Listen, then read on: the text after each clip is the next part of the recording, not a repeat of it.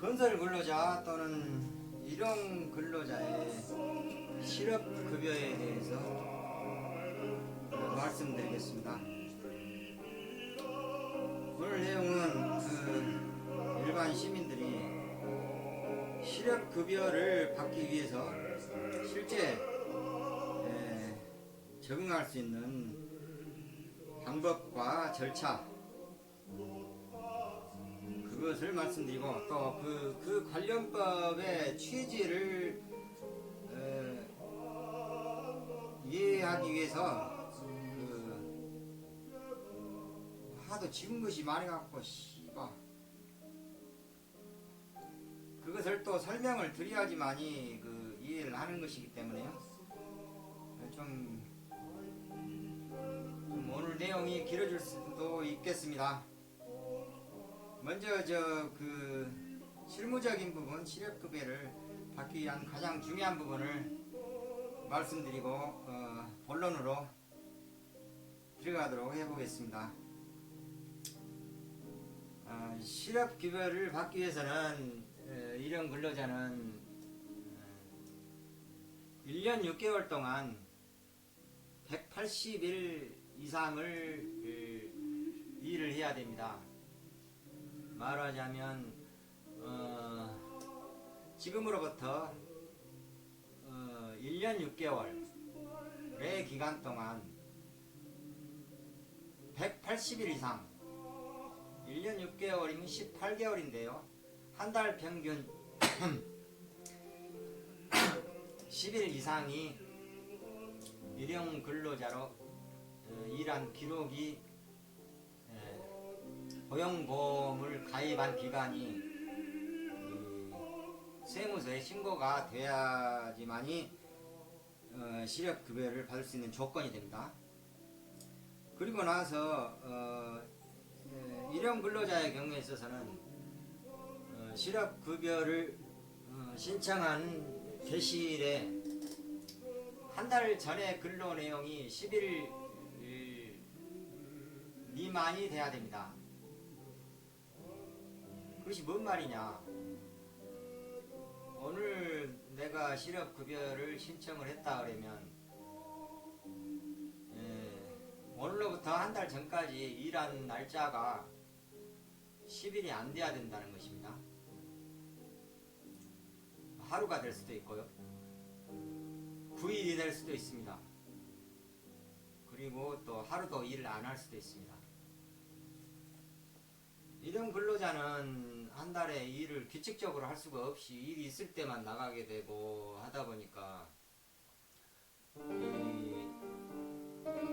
실업급여를 지급을 해야 되는 고용노동부에 있어서는 이 일용 근로자가 내일 또 일할 수 있지 않냐,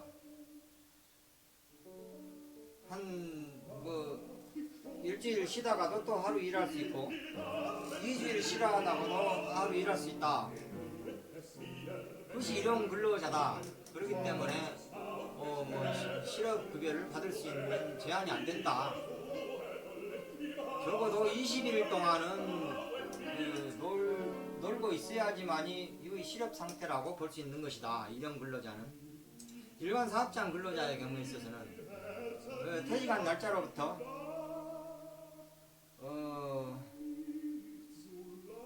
자의적으로 퇴직하지 못한 구조조정을 당했다거나 또는 회사가 여건이 안 돼서 일을 내가 자의적으로 할 수 없어서 그만둔 것이 하루만 지나도 고용보험을 신청할 수 있습니다.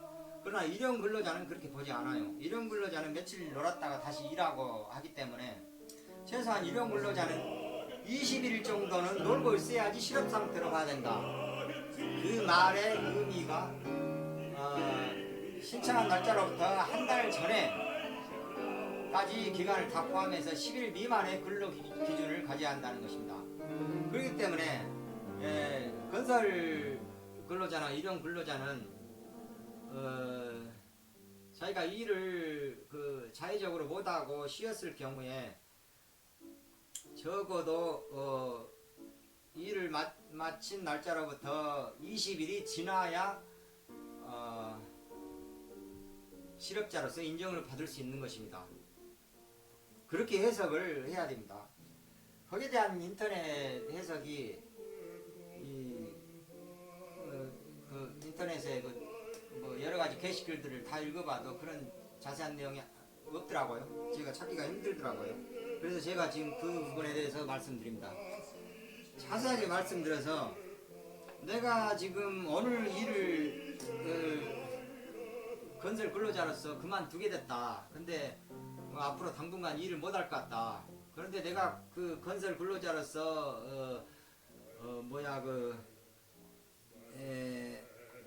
뭡니까? 고용보험을 든 이 날짜가 1년 6개월 안에 180일이 넘는다. 그렇게 하면 고용보험을 탈 수 있는 조건이 된 것입니다. 대신에 지금 신청해서 되는 것이 아니고 지금으로부터 20일이 지나야지만이 신청할 수가 있는 것입니다. 20일이 지나면 20일 후에 봤을 때 한 달 전의 기간, 내가 어제까지 일을 했다고 봤을 때 어제까지 지금껏 뭐 계속 쭉 일을 해왔으면 한 달 기준으로 봤을 때 10일이 남는 것이거든요. 그렇기 때문에 고용보험을 탈 수 있는 최소한의 신청 조건의 기간 날짜가 오늘로부터 20일 후다. 그렇게 생각하시면 되겠습니다.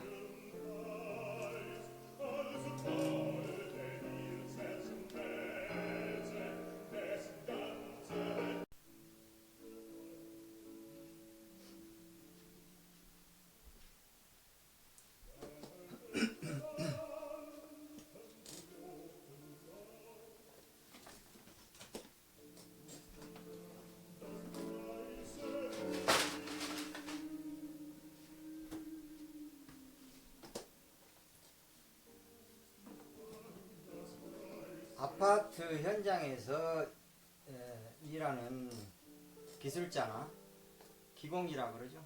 기공하고 그리고 조공이라고 그러죠. 그리고 또 청소 영역 같은 뭐 오잡일 하는 그런 분들을 건설 근로자라고 합니다. 우리나라가 이제 선진 사회에 진입함에 따라서 건설 근로자까지도 여러 우리 국가의 그 사회 복지를 받을 수 있는 법이 생기게 되고 그것이 계속 개선되고 있습니다. 건설 현장의 일용 근로자의 경우는 그 사업장 근로자와 달리 고용보험에 가입하는 근로 일수가 실제 일한 날짜보다 작은 경우가 대부분입니다. 제조업 사업장의 고용은요, 그 최저임금을 적용하는 사업장이 많은 것인데요. 뭐 그것은 아직은 우리가 뭐 완전한 선진국이 아니기 때문에요. 부가가치가 큰 그 기술 집중적인 산업이 많이 발달하지 못했어요. 그러다 보니까 상대적으로 대기업의 하청이나 지하청 기업 같은 중소기업들이 많고요. 또 그런 대기업의 하청 기업이 아닌 일반 사업장 같은 경우에도 기술력을 앞세운 고부가가치 산업보다는 대량 생산으로 만들어진 좀 저급 제품들이 주를 이루다 보니까 아무래도 최저임금을 적용 받을 수밖에 없는 것이죠. 그런데 이제 건설 현장은 그런 소기업들에 비해서 상대적으로 그 노동력의 강도가 굉장히 센 것이 뭐 여러분도 다 아시다시피 건설 현장은 강도가 세요. 청소만 하더라도 굉장한 그 해로운 분진하고 맞닥뜨려야 되고 또 그 모든 부분에 저는 조적 기공입니다만 그 모든 파트에 그 외벽 페인트나 내장 석고보드 또 기초 바닥을 까는 콘크리트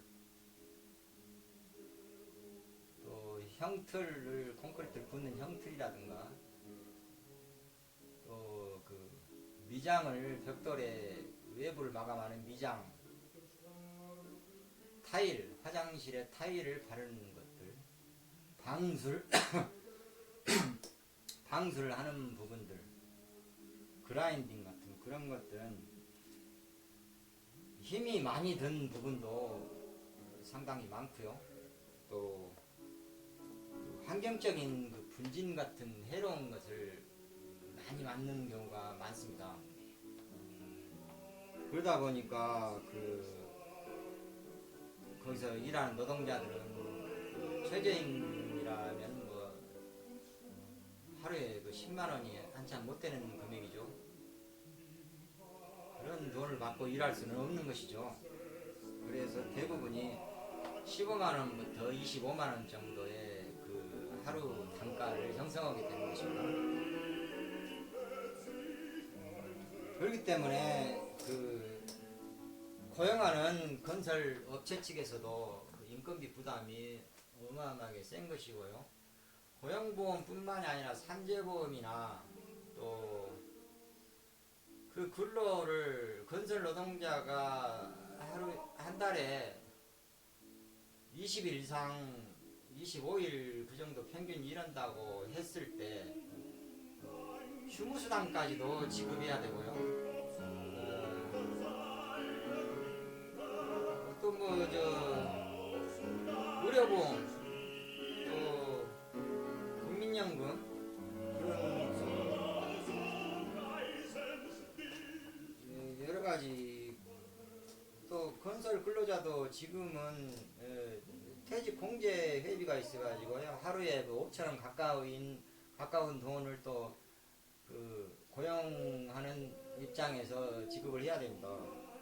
그러면 그게 하루 뭐 평균 20만 원을 잡는다면은 어마어마한 돈이 되죠. 20만 원 받고 20일 일했을 때 400만 원을 벌 수가 있는데요. 물론 이제 거기서 또 세금은 빠집니다. 건설근로자도. 그런데 고용하는 입장에서는 그것을 일을 시키는 입장에서는 500만 원 정도가 들어가게 됩니다. 부대에 여러 가지 딸리는 그런 것을 다 하다 보면요. 물론 그것을 가입을 해서 또 혜택도 받습니다. 정부에서는 그 근로자를 고용하는 데 따르는 그런 혜택들을 근로자 한 명당 어떤 지원도 해주게 되고요. 몇 달간 지원도 해주게 되고 여러 가지의 관련법이 있는데요.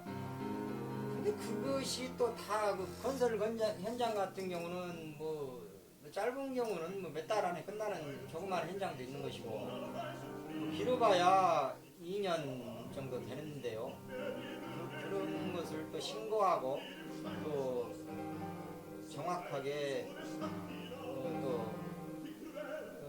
혜택을 받고 또 근로자의 여러 가지의 금액을 다 아까 말씀드린 그런 내용을 다 지급하고 했을 경우에는 하기 위해서는 그것을 처리해야 되는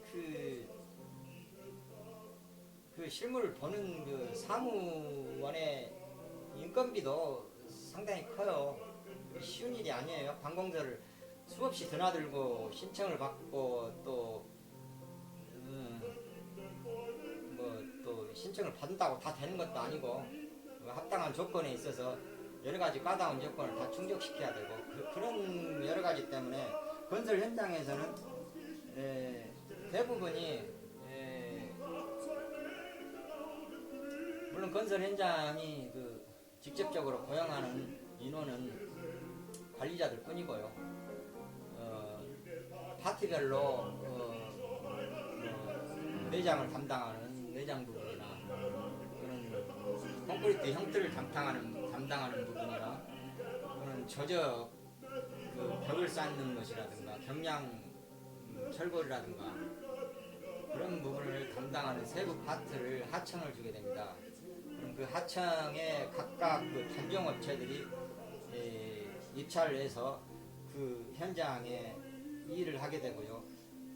그 각각의 그 파트를 맡은 담당 업체들은 그 나름대로 자기들의 직영 근로자를 쓰기도 하고 또 그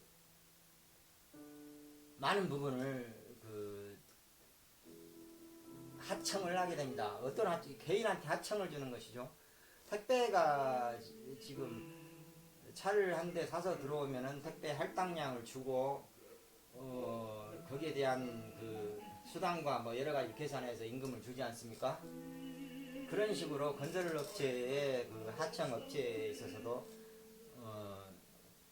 각 파트별로 당신이 한 만큼의 돈을 주게 되는 그런 구조인 것인데요.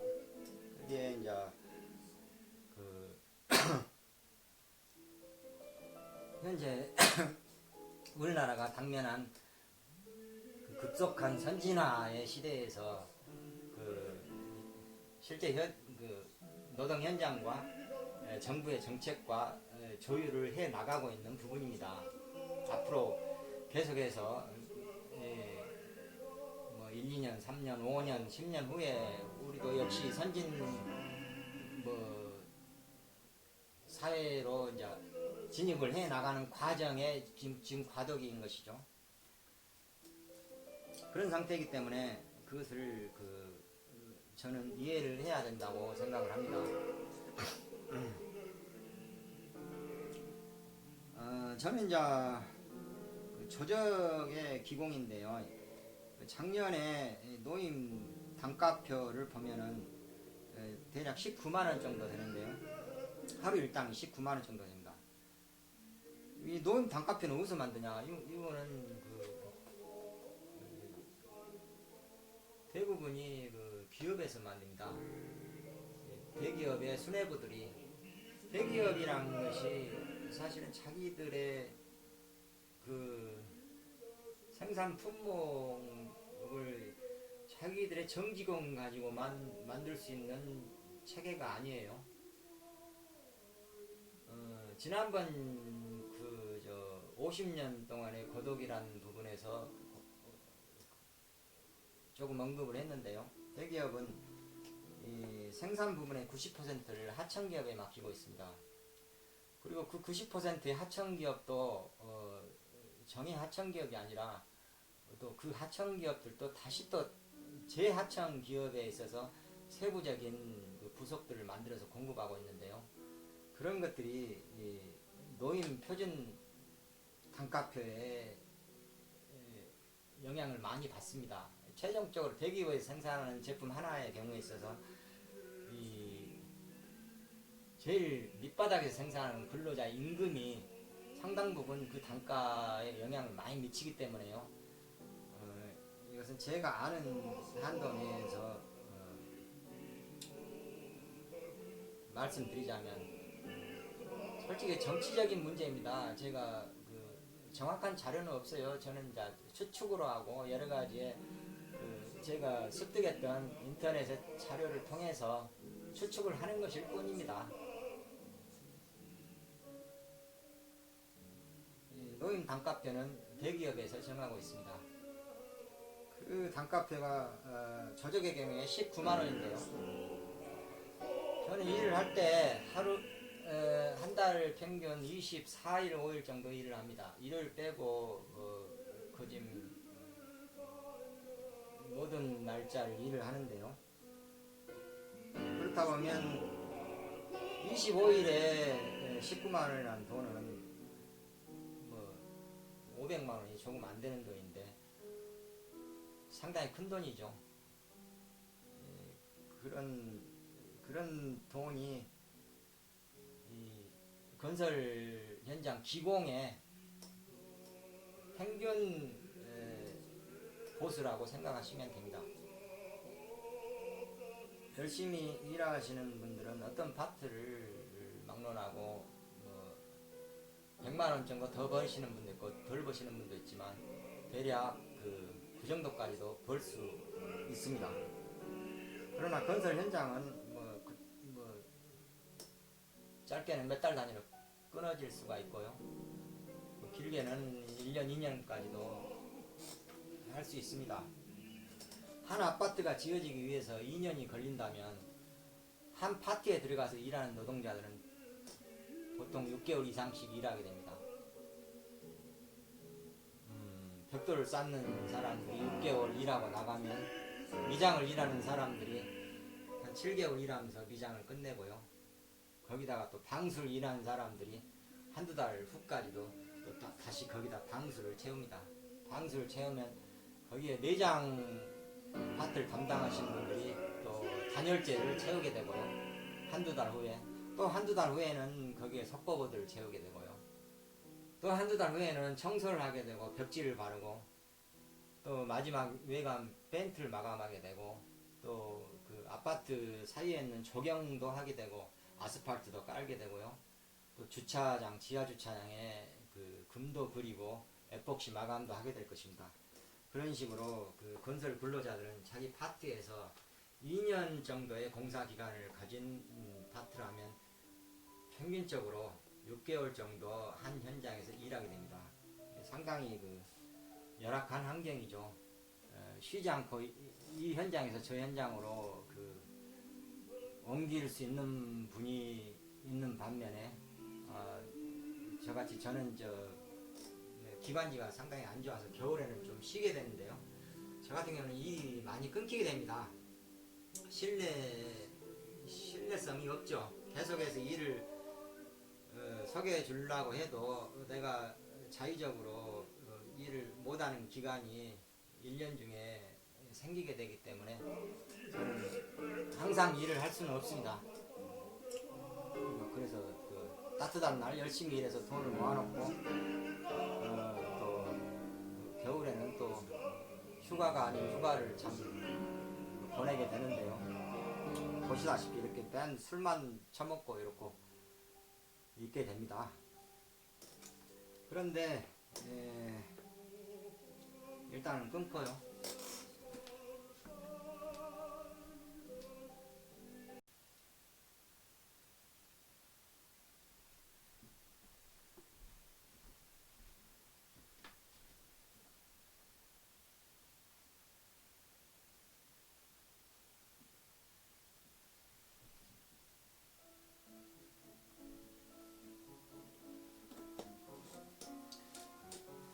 이 배경음악이 그 슈베르트의 독일 가곡인데요.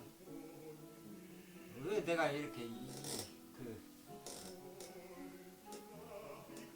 이상한 것을 틀어놨냐면 다른 것을 틀어놓고 이 말씀을 드리면은 이 저작권 때문에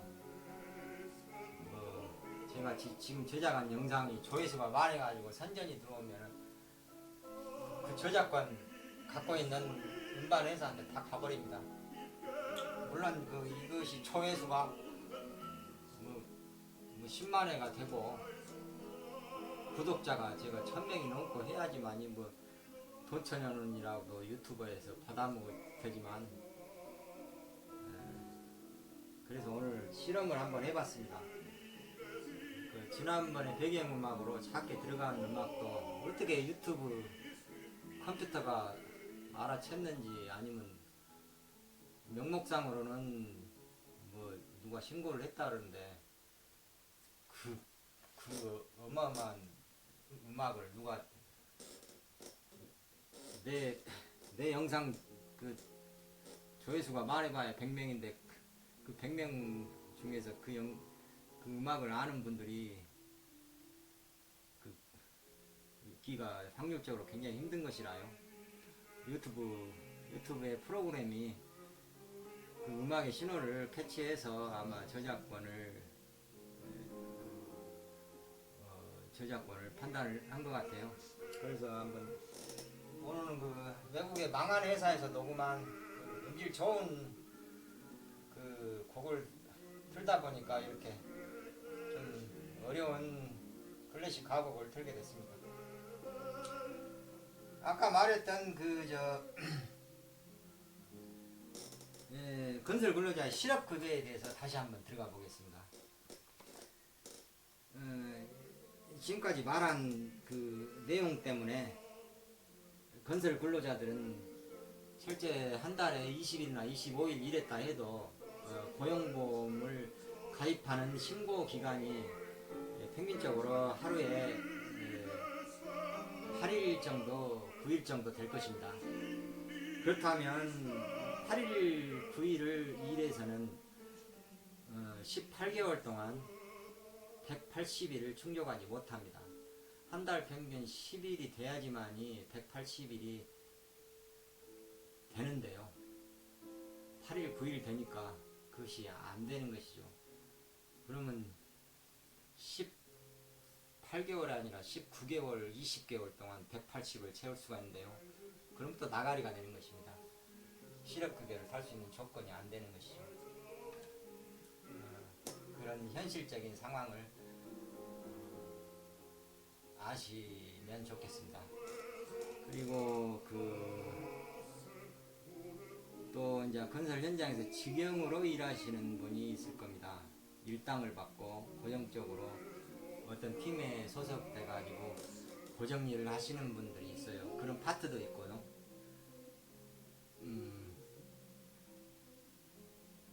창호 부분도 그런 부분이 있을 수 있고, 또는 좀 상대적으로 노동 강도에 비해서 인건비가 적은 부분이 방수 부분입니다.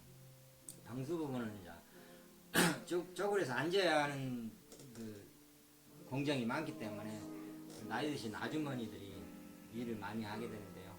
그런 분들은 또 직영으로 일을 하는 경우가 많습니다. 그런 분들이 한 2, 3년 동안 꾸준히 일을 하시다 보면은 이 180일을 넘길 수 있는 그런 조건이 됩니다. 하청을 주지 않고 하루 수당제 같은 그런 하청을 주지 않고 직영으로 채택된 분들에게는 하루에 일당을 주고 고용적으로 계속 일을 하겠죠. 그런 분들은 대부분 한 달 20일 이상 일을 합니다. 그러면 11일 이상씩 올라가는 경우가 많고요. 1년 6개월 일하시면은 그러다가 그 현장이 잘 안 맞았을 때 실업급여를 신청할 수 있는 조건이 됩니다. 일을 끝마치시고 20일을 지난 후에 실업급여를 신청하시기 바랍니다. 그리고 신청하시기 전에 파트의 팀장에게 한 달에 내가 한 근로일수가 몇 대가리라고 그러죠. 건설 현장에서는 한 대가리, 두 대가리. 이번 달 내가 10대가리 했네. 그러면 10일 일한 겁니다. 내가 몇 대가리 했냐 그걸 물어보시고 그거 한 20일 올라갔다 그러시면은 실업급여를 신청하시기 바랍니다. 정부에서는 삼성기업이 벌어들인 반도체의 어마어마한 부가가치를 또 법인세로 걷게 되고 부가가치세로도 걷고요, 관세로도 걷게 됩니다. 그런 걷어지는 세금이 또 열심히 일하는 국민들에게 조금이라도 돌아가서 생활을 할 수가 있고, 또 그런 분들이 또 라면도 사 드시고 또 삼겹살도 사 드셔야지 식당도 근근히 살아갈 수가 있으니까요.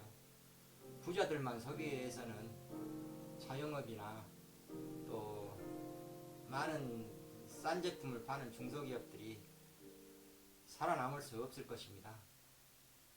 가난한 사람들도 한 가지 한 가지씩 물건을 소비함으로써 국가의 경제에는 조금이라도 더 활기찰 수 있고, 문재인 정부에서는 뭐 그런 그 소득 주도 성장이라는 그런 말을 내걸고, 전에 그 박근혜 씨나 이명박 정부 때보다는 상당히 많은 그 노동 현장 실무를 이행하고 있는 것 같습니다. 예를 들어서 제가 한 5년 전에 그 임금을 한 두세 달치를 못 받아서 노동청에 갔을 때, 노동청의 근로감독관이라는 사람이 웬만하면 합의 봐라, 회사도 어렵지 않냐, 이런 식으로 유도를 했습니다. 그런 것은 그 노동부 장관이나 또는 정부 정책에 영향을 받아서 근로감독관까지도 그런 기초적인 그 입장을 띠는 교육을 받고 그랬을 것입니다. 저는 당신이 해주지 않으면은 내가 경찰서나 사기로 해서 형사 소송을 하든지 아니면 어떤 노력이라도 해서 받아내겠다. 내가 지금 뜯긴 돈을 받기 위해서 보험을 청하러 왔는지 아니면 무슨 범죄를 저질러서 취조 받는 것인지 모르겠다. 그런 말을 하니까 근로감독관이 협의에 좀 적극적으로 나와서 못 받은 임금의 3분의 1을 받을 수 있었습니다. 하지만 지금 문재인 정부 시대 때는 제가 얼마 전에 실업급여를 신청하고 와서 지금 이 내용을 여러분들에게 소개를 시켜드리는 것입니다. 왔는데 확실히 좀 더 근로자에게 불법으로 타먹지 않는 사람이라면 당연히 줘야 된다는 식의 그런 서비스를 받고 왔습니다. 또 이전에 노무현 정부 시절에 제가 저는 뭐 운전수도 하고 또 어렸을 때는 공장 직공도 해봤습니다. 노가다도 하고 여러 가지 일을 하다 보니까 임금을 뜯기는 경우가 많아요. 직원이 한두 명 된다든가 5명 미만의 아주 작은 소기업이나 또 현장에 일당치기 그런 거 하다 보면은 돈을 뜯기는 경우가 많습니다. 그런 것을 노무현 정부 시대 때 한 15년, 10년 된가요? 그때도 한번 신청을 하러 갔었는데 그때는 그래도 상당히 우호적이었습니다. 정부가 어떤 정부가 들어서냐에 따라서 밑에서 현실 실물을 보는 고용노동부나 또 국민연금이나 의료보험 공단까지도 실무자들의 입장이 달라지는 것입니다.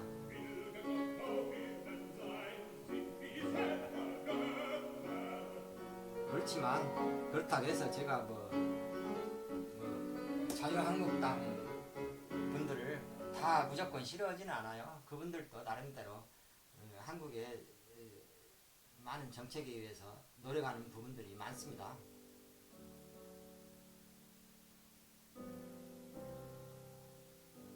그렇게 이번 영상을 마치도록 하겠습니다.